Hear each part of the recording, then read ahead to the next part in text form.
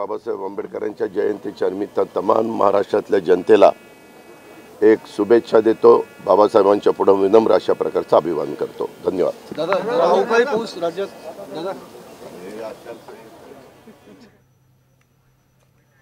आपण पाहतोय आज भीम जयंती आहे आणि घटनेचे शिल्पकार डॉक्टर बाबासाहेब आंबेडकरांची आज 133वी जयंती आहे आणि याच निमित्त चैत्यभूमीपासून दीक्षाभूमीपर्यंत भीमसैनिकांनी अलोट गर्दी केली आहे। मुख्यमंत्र्यांनी कोल्हापुरात तर उपमुख्यमंत्री अजित पवार यांनी पुण्यामध्ये बाबासाहेबांना अभिवादन केले। आपण ही दृश्य पाहू शकतोय।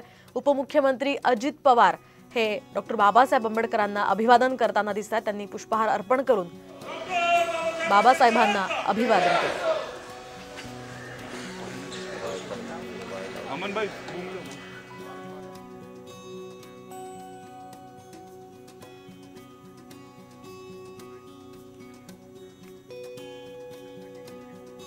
तर मुख्यमंत्र्यांकडून सुद्धा कोल्हापुरात डॉक्टर बाबासाहेब आंबेडकर यांच्या पुतळ्याला अभिवादन करण्यात आलंय। मुख्यमंत्री शिंदे हे कोल्हापूर दौऱ्यावर असताना रात्री ऐतिहासिक बिंदू चौकातल्या डॉक्टर बाबासाहेब आंबेडकर यांच्या पुतळ्याला पुष्पहार अर्पण करून त्यांनी अभिवादन केलंय।